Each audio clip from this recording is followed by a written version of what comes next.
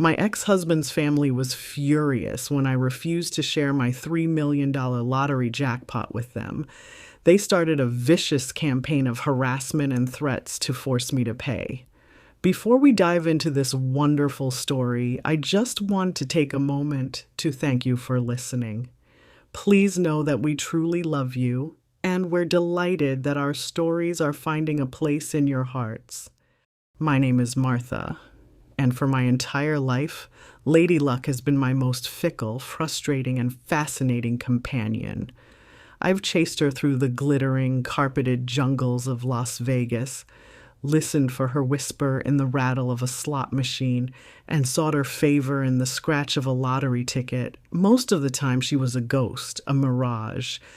But the hope of her, the intoxicating possibility of a single life-altering moment, was a fever in my blood that never quite broke. It was this fever that led me to Las Vegas all those years ago, and it was there in a cacophony of bells and sirens that I met Frank. We were sitting at adjacent slot machines in a smoky second-rate casino off the main strip. I had bent down to adjust my purse, and in that split second, he leaned over, a cheeky grin on his face, and pulled the lever on my machine. It was an obnoxious, presumptuous move, but before I could tell him off, the world exploded. Bells clanged, lights flashed, and a torrent of coins, more than I had ever seen in my life, poured out of the machine. It wasn't the mega jackpot, but it was several $1,000s, a fortune to a young woman running on hope and fumes. In the ensuing champagne-fueled euphoria, we decided this was a sign. We were a lucky combination. We got married 2 days later in a small kitschy chapel by an Elvis impersonator. It was a whirlwind of cheap thrills and even cheaper romance. What I didn't understand then was that a marriage built on a foundation of a single fluke jackpot is a house of cards, destined to collapse. The 30 years that followed were not a celebration. They were a slow, grinding test of endurance. Frank's charm, which had seemed so captivating in the glow of a casino, revealed itself to be the thin veneer over a core of profound laziness and entitlement.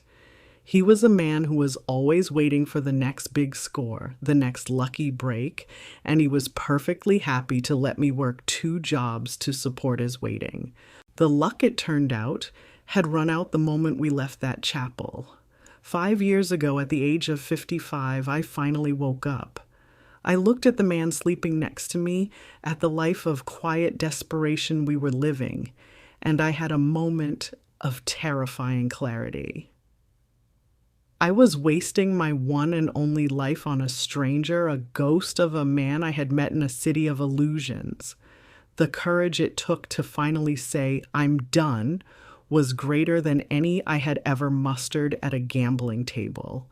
The divorce was bitter, not because we had anything to divide, we had nothing, but because he could not comprehend that I was willingly walking away from him, from his supposed luck. For the past 5 years, I have lived a life of quiet, peaceful solitude.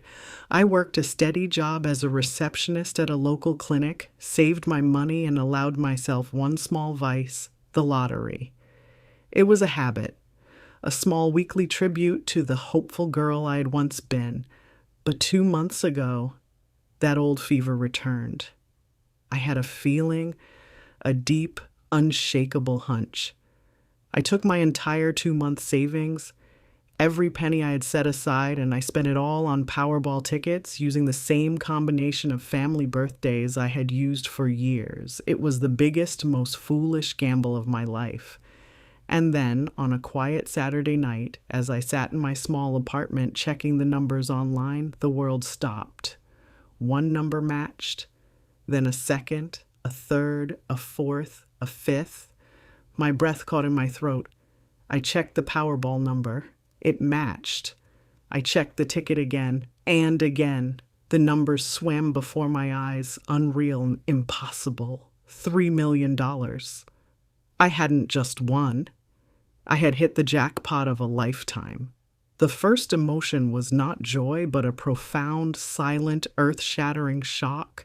The walls of my small, predictable life had just been leveled, and on the horizon was a future of absolute, terrifying freedom. For the first time, I had a winning hand, and it was all mine. The days immediately following the win were a surreal blur of quiet panic and overwhelming elation. I woke up the next morning, the first morning of my new life, convinced it had all been a vivid, cruel dream. But there it was, on my nightstand, the small, flimsy piece of paper that was now the most important object in the world, the winning ticket. I had taped it to a piece of cardboard to keep it from bending, my signature scrawled on the back in shaky, incredulous ink. The reality of it was so immense, so life-altering that my mind could barely contain it. I, Martha, a woman who had spent her life making do, was now a millionaire. The world outside my apartment window looked exactly the same, but I was a different person looking at it. The quiet desperation that had been my constant companion for decades had been replaced by a dizzying, terrifying sense of possibility. My first phone call was not to a friend or relative to share the news. It was to the State Lottery Commission. A calm, professional voice on the other end of the line confirmed the winning numbers and advised me on the first crucial steps. Sign the ticket, make multiple copies, put the original in a secure place, and speak to a lawyer and a financial advisor before coming to claim the prize. My old, impulsive self, the one who had gotten married in a Vegas chapel, would have rushed down to the lottery office that same day. But the woman who had survived 30 years with Frank had learned the hard way about the importance of caution and foresight. I spent the next week in a whirlwind of responsible, secret activity. I found a highly recommended estate lawyer, a no-nonsense woman named Miss Albright, who helped me create a blind trust. The prize would be claimed by the Morning Star Trust, a name I chose for its symbolism of a new dawn. This, she explained, would shield my personal identity from the public as much as possible and create a legal buffer for my assets. I then met with a kind, patient financial advisor who walked me through the dizzying realities of such a large sum, the tax implications, the pros and cons of a lump sum versus an annuity, and the basics of safe, long-term investing. All the while, I continued to go to my receptionist job at the clinic, answering phones and scheduling appointments as if nothing had changed. The secret was a warm, heavy glow inside of me, a private miracle I was not yet ready to share with the world. The day I officially claimed the prize was the most surreal of my life. I walked into the lottery headquarters with Ms. Albright by my side. The process was a blur of paperwork and official procedures. They presented me with one of those giant, ceremonial checks made out to the trust. A small press conference was held, but I did not speak. Ms. Albright read a prepared statement about the trust's philanthropic intentions, keeping my personal details vague. Later that afternoon, the wire transfer was complete. I logged into my new bank account and saw a number so long it looked like a mathematical error. The chase was over. The fever had broken. I was, for the first time in my 60 years on this earth, completely and totally secure. I gave my 2 weeks' notice at the clinic the next day. I spent the following week in a state of quiet, blissful decompression, making simple, joyful plans. I would buy a small, comfortable house with a garden. I would travel not to the loud, demanding casinos of Las Vegas, but to the quiet, beautiful coast of Maine.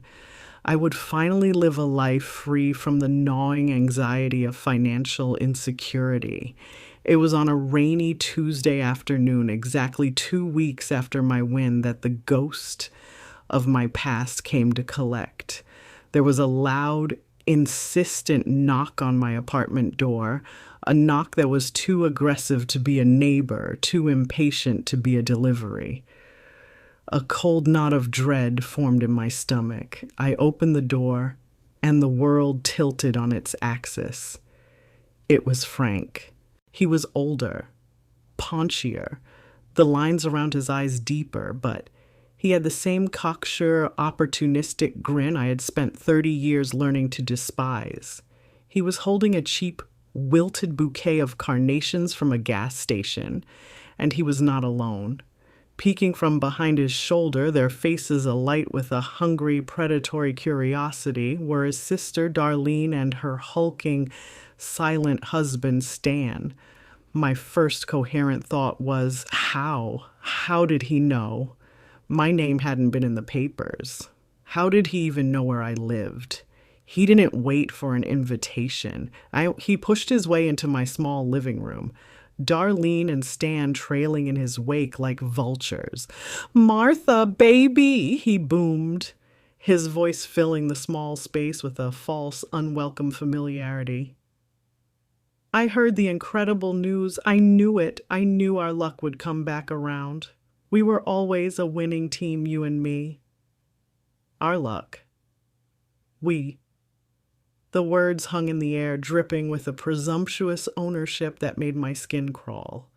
I was still reeling from the shock of seeing him, my mind struggling to form a coherent sentence. "Frank," I finally managed, my voice a hoarse whisper. "What are you doing here?" It was Darlene who answered, her voice a high-pitched, greedy whine. "Well, to celebrate, of course. We're family, aren't we? Stan and I were just saying it's a blessing for all of us. We even started making a little list, of things we could all do to get a fresh start with this wonderful gift." They were so brazen, so utterly shameless. They had come with an agenda, a shopping list for my life-changing miracle. Frank then stepped forward, placing the wilted flowers on my coffee table. He turned to me, his charming grin turning slick and predatory. "Look, Martha," he said, his voice dropping to a conspiratorial tone. "Let's be real. That first jackpot in Vegas, that was my hand that pulled that lever. I was your good luck charm then, and my luck is what brought you this big one now. This win, it's our win. It's only fair we split it. 50-50, for old time's sake." I stared at him, at the three of them, standing there in my living room, having already carved up my future like a pie. The overwhelming joy I had felt, the profound peace, the beautiful, quiet dream of a life in Maine, it all evaporated, replaced by a cold, sickening dread. They didn't see me.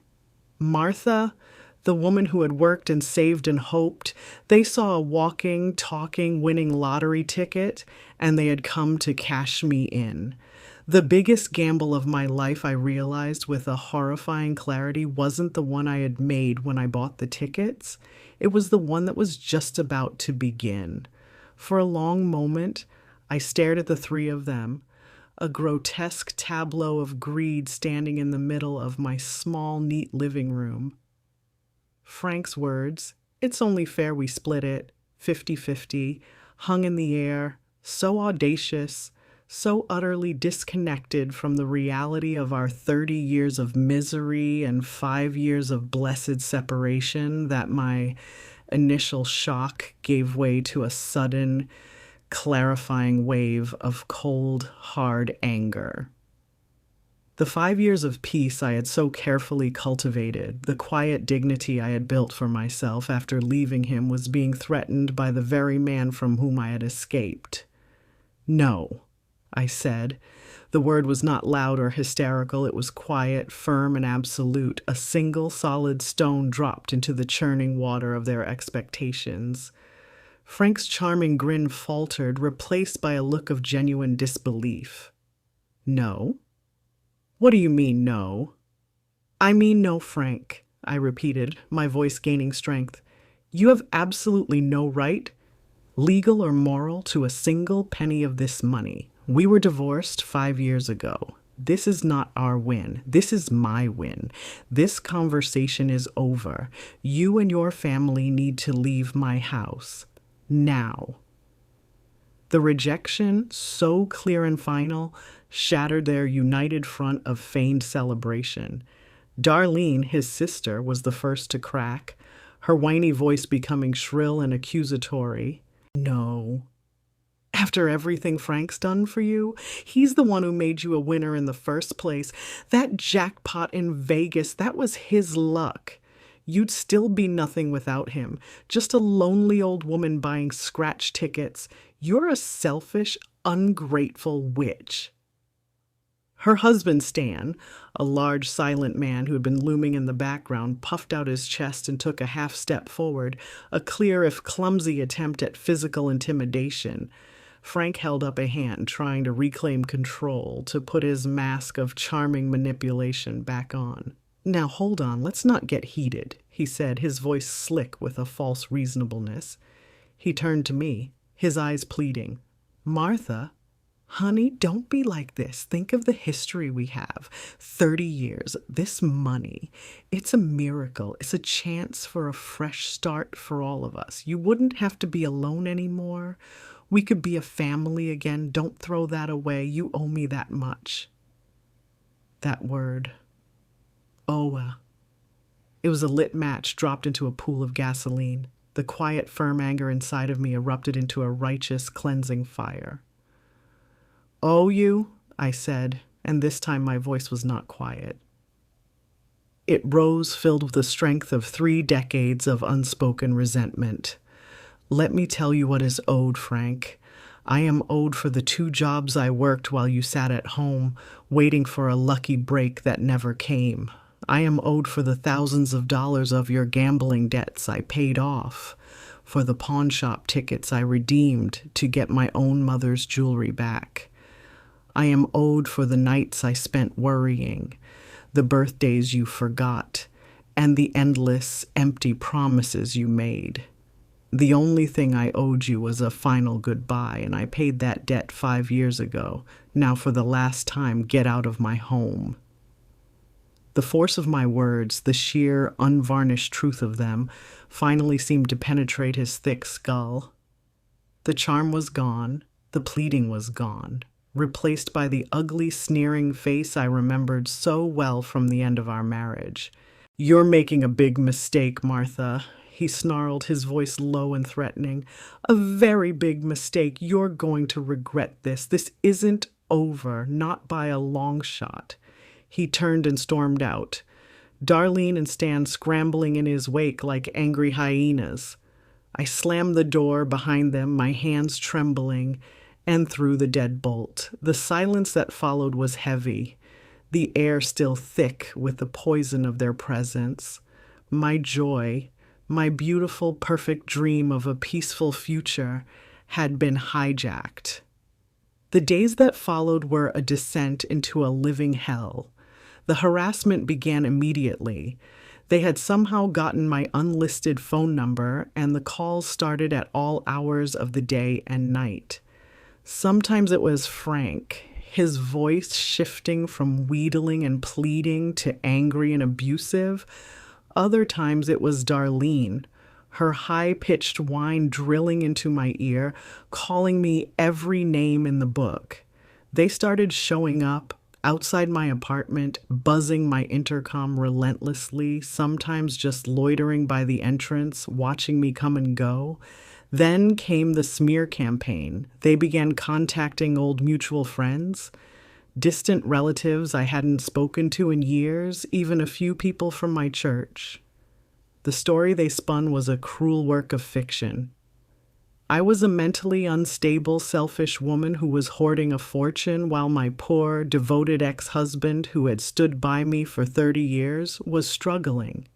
They conveniently left out the 5 years of divorce and the decades of his indolence. Some people, to my profound hurt, started to believe them. The The phone calls from concerned friends started urging me to do the right thing and be fair. My sanctuary had been invaded, my reputation attacked, and my peace completely shattered.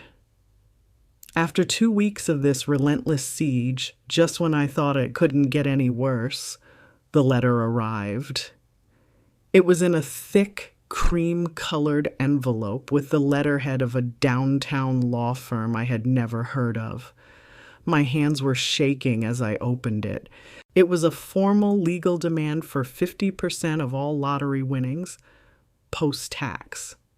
The legal basis cited was a fantastical lie that we had entered into a lifelong verbal agreement during our marriage to share any and all winnings from games of chance, an agreement that transcended the state of the marital contract. It went on to claim, with breathtaking audacity, that he had materially contributed to the purchase of the winning ticket by providing me with ongoing emotional support that had put me in the frame of mind to win. I looked at the lies, so official and intimidating on the expensive legal paper. The harassment, the phone calls, the public shame, that was just the prelude. This was the main event. Frank thought he could bully and sue me into submission, that the lonely, quiet receptionist he had abandoned would crumble under the pressure of a legal assault. He was about to learn that winning $3 million doesn't just change your finances. It forges your spine into steel. And I was going to fight for my freedom with every last cent I had.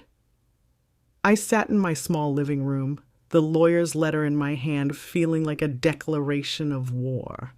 The words on the page were a monument to Frank's audacious greed, a work of pure, malicious fiction. For a moment, a wave of despair washed over me. The joy of my win, the dream of a quiet, secure life, was being dragged into a swamp of legal battles and public humiliation. I had fought so hard to escape this man, and yet here he was, his ghost reaching out from the past to claw at my future. But as I looked at the letter, at the absurdity of its claims, the despair began to recede, replaced by a hot, galvanizing anger. This was not a battle I had chosen, but now that it was upon me, I would not back down. My first call was to Ms. Albright. I read the entire letter to her over the phone, my voice steady and cold. When I finished, there was a long pause on the other end of the line. "Well," she finally said, her voice a low, dangerous purr, "I must admit that is one of the more creative pieces of legal fiction I have ever encountered. A lifelong verbal agreement that transcends the marital contract. How very romantic." "Can he do this?" I asked, the anxiety creeping back into my voice. "Can he really drag me through court over this nonsense?" "He can certainly try," Ms. Albright replied, her tone shifting from sarcastic to strategic. "Martha, listen to me very carefully. This is what is known as a frivolous, predatory lawsuit. It has almost no chance of succeeding in front of a judge. But it is not designed to win. It is designed to be a weapon of attrition. Frank's lawyer knows you're not a wealthy heiress.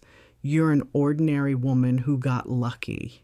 Their goal is to harass you, to subject you to a long and expensive legal process, to bleed you dry with legal fees and emotional stress until you finally give them a substantial settlement just to make them go away.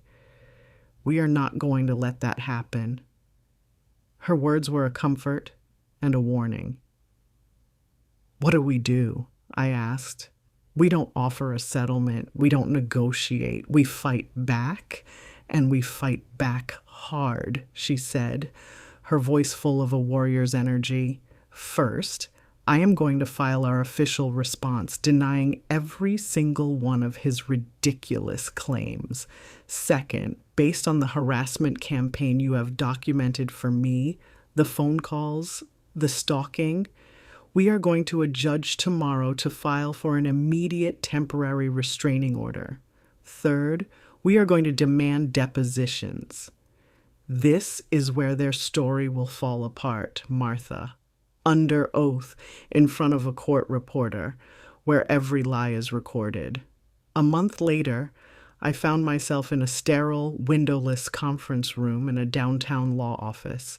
The air was thick, with a tension so palpable it was almost hard to breathe. Ms. Albright sat beside me, calm and composed, a neat stack of files in front of her. Across the long, polished table sat the enemy, Frank, his slick, overconfident lawyer, and a visibly nervous Darlene and Stan.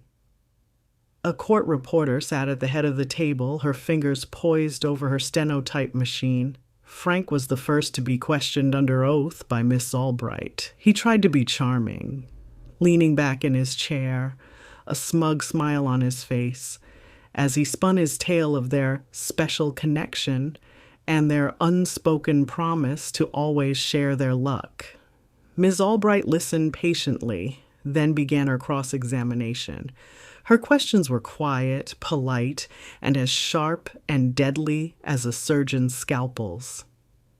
"Mr. Miller," she began, "you claim you and my client had a lifelong verbal agreement to share all winnings. Can you tell me the specific date and time this agreement was made?" Frank's smile faltered. "Well, it wasn't a specific day. It was an understanding. From the beginning. From Vegas." "I see. An understanding," Ms. Albright said, making a note. "Were there any witnesses to this understanding?" "It was between me and Martha, a private thing." "And was it ever written down? An email? A note on a napkin, perhaps?" "No. We trusted each other," he said, a statement so hypocritical it made me want to scream. Ms. Albright then moved to his claim of financial contribution. "Can you show this court any bank records, any receipts, any proof whatsoever of any money you have given to my client in the 5 years since your divorce?" "I provided emotional support," he blustered, his face turning red. "That's more important than money." "I'm sure it is," Ms. Albright said dryly. "In fact, our financial records show that during your 30-year marriage, my client was the primary and often sole breadwinner, and that on at least 7 separate occasions she used her own income to pay off your personal gambling debts. Is that correct, Mr. Miller?" Frank's lawyer objected, but the damage was done. Frank was forced to admit under oath that it was true. The foundation of his case, the idea that he was a partner in my luck, was crumbling to dust. Darlene's deposition was even more of a disaster for them. She was a terrible liar, flustered and agitated by Miss Albright's precise questioning. She contradicted Frank's timeline of the understanding, and when asked to provide specific examples of his emotional support for me, she could only stammer about how he always spoke fondly of me, a lie so thin it was transparent. Through it all, I remained silent, a pillar of calm resolve. I didn't need to fight. The truth wielded by my brilliant lawyer was doing all the fighting for me. When the depositions were over, the atmosphere had completely changed. Frank and his family were pale and shaken. Their lawyer, a man who had been so smug just hours before, looked exhausted and defeated. As we were packing our briefcases, he approached Ms. Albright, his voice low. "Counselor," he said, "perhaps we can discuss a small nuisance value settlement, just to make this all go away for our clients." Ms. Albright stopped and turned to face him, a slow, cold smile spreading across her face. "Let me be perfectly and completely clear," she said, her voice low but carrying across the room. "We will not be paying your client 1 single cent. In fact, the moment this frivolous lawsuit is dismissed by the judge, as we both know it will be, we will be filing a countersuit against your client for malicious prosecution. We will be seeking to have Mr. Miller pay for every last penny of my client's legal fees and for the emotional distress he has intentionally inflicted upon her. This was never about a settlement. This is about justice." She turned and walked out of the room. I followed her, and for the first time in weeks, I felt the corners of my own mouth turn up into a smile. Frank and his lawyer stood there frozen, the full, disastrous weight of their miscalculation finally dawning on them. They hadn't just failed to get my money. They were now going to have to pay for their greed. The days following the depositions were the first in over a month where I felt I could truly breathe. The constant harassing phone calls from Frank and Darlene had stopped. The temporary restraining order Ms. Albright had secured was working, creating a blessed circle of silence around my life. For the first time since the knock on my door, a flicker of my initial, joyful hope returned. I started looking at real estate listings online again, tentatively dreaming of a small house with a garden, a quiet future that had been so violently interrupted. I had a follow-up call with Ms. Albright, who was practically purring with strategic satisfaction. "Their case is in absolute shambles, Martha," she said, her voice sharp and confident. "Frank's sworn testimony was a disaster of contradictions, and his sister was an even less credible witness, if that's possible. Their lawyer knows he's holding a losing hand. He's ethically obligated to advise his client to drop the suit, but my guess is that Frank's greed won't let him." "So what happens now?" I asked, a knot of anxiety still present in my stomach. "Now, we go on the offensive," she replied. "I am filing a motion for summary judgment. In simple terms, we are asking the judge to look at the undeniable facts of the case. The lack of any written agreement, the 5 years of divorce, Frank's own admissions under oath, and to dismiss this ridiculous lawsuit before it ever gets to a full trial. There is no genuine issue to be tried here. This is harassment, plain and simple, and we are going to ask the court to recognize it as such." Her confidence was a balm to my weary soul. I had put my faith in the right person. I began to allow myself to believe that the end was in sight. But Frank, stripped of his legal leverage and facing the humiliation of his lies being exposed, was a desperate animal. And a desperate animal is a predictable one. He had lost the power of his charm, his manipulation, and now his legal threats. All he had left was raw, impotent rage. It happened on a Saturday afternoon. I was in the small community garden behind my apartment building, my hands in the rich, dark soil, feeling a sense of peace I hadn't known for weeks. Suddenly I heard his voice, a ragged, furious sound that made my blood run cold. "Martha, you can't hide from me forever." I looked up. There he was, standing on the public sidewalk just beyond the garden's low fence, his face a blotchy, furious red. He was disheveled, his clothes wrinkled, his eyes wild with a desperate, self-pitying anger. He was careful to stay off the property, a pathetic adherence to the letter of the restraining order while violating its spirit entirely. "You think you can just ruin me and walk away?" he screamed, his voice carrying across the quiet afternoon. A few of my neighbors, who were also in the garden, stopped what they were doing and stared. "Those lawyer bills are piling up. You're destroying my life. This was supposed to be our second chance, our miracle. You've twisted everything, you selfish, cold-hearted witch." My first instinct was to run, to hide in my apartment. The old Martha would have, but the old Martha was gone. I looked at this pathetic, screaming man, this ghost of a husband who was now a public spectacle, and I felt nothing but a profound, weary pity. He was a child having a tantrum, Remembering Ms. Albright's instructions for just such a scenario, I did not engage. I did not shout back. I calmly reached into my pocket, took out my smartphone, and held it up, making sure he could see the small red light of the recording indicator. Then, with the calm that infuriated him more than any argument ever could, I turned my back on him, walked to my apartment, and dialed 911 to report a direct violation of my restraining order. The consequences were immediate and catastrophic for him. By the time the police arrived, he was still on the sidewalk, ranting to his sister, Darlene, who had apparently driven him there.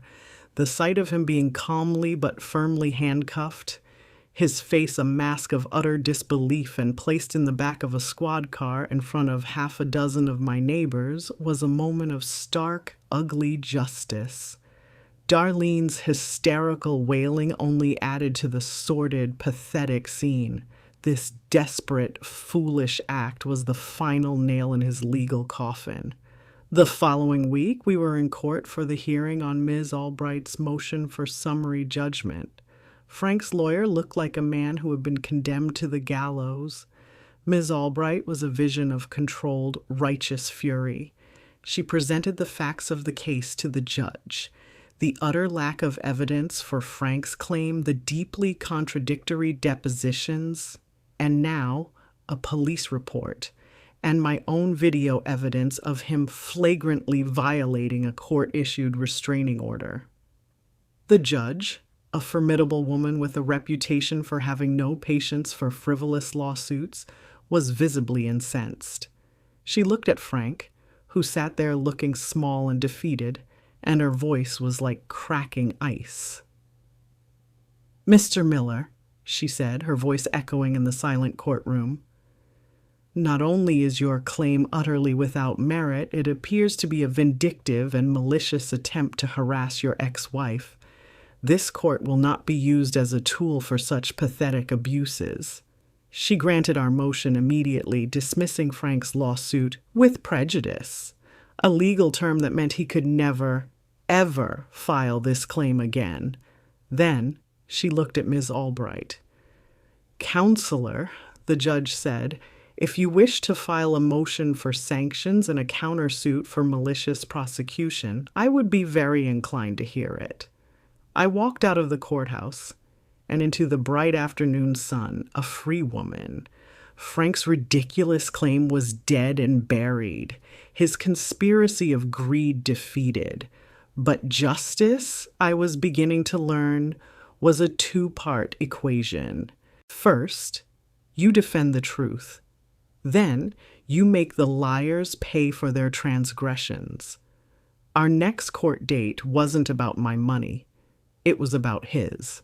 Frank Miller, the man who believed he was owed half of my fortune, was about to find out just how much his greed was truly going to cost him.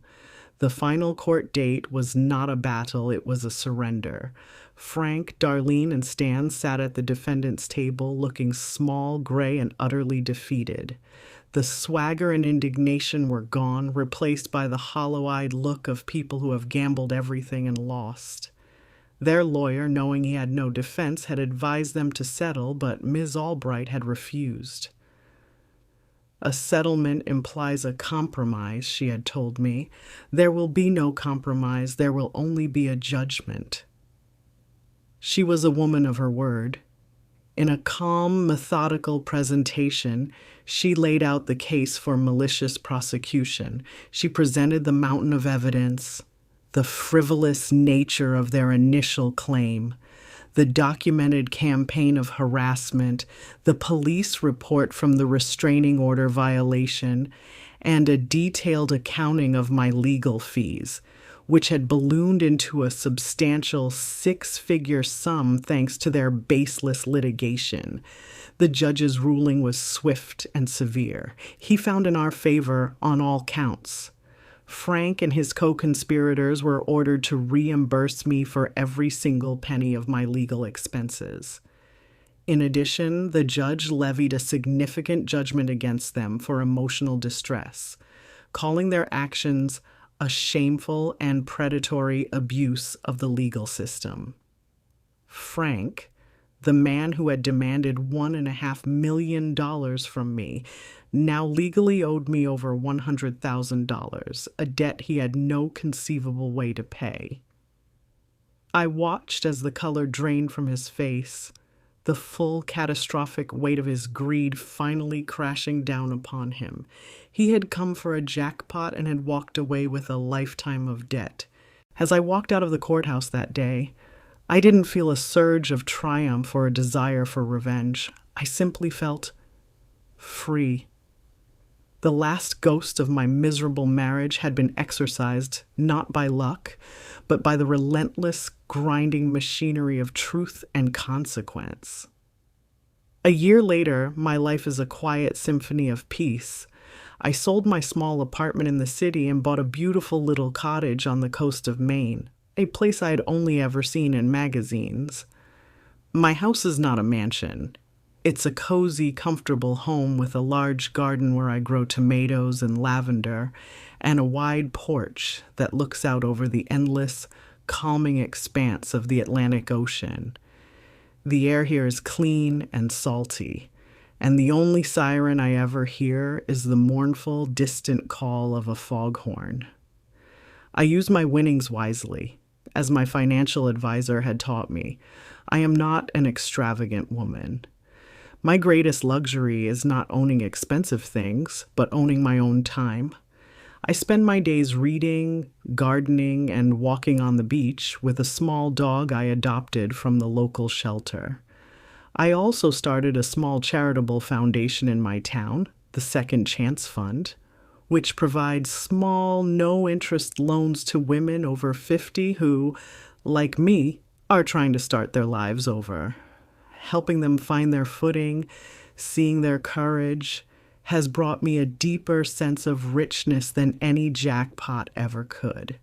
I heard, through a final letter from Ms. Albright, what became of Frank and his family. The judgment against them had forced Frank into bankruptcy. Darlene and Stan had to sell their house to pay their portion of the debt, and their marriage, apparently built on a foundation as flimsy as their get-rich-quick schemes, had crumbled under the financial strain. Frank, I was told, now works as a night janitor in a warehouse, a man haunted by the ghost of a fortune he thought was his.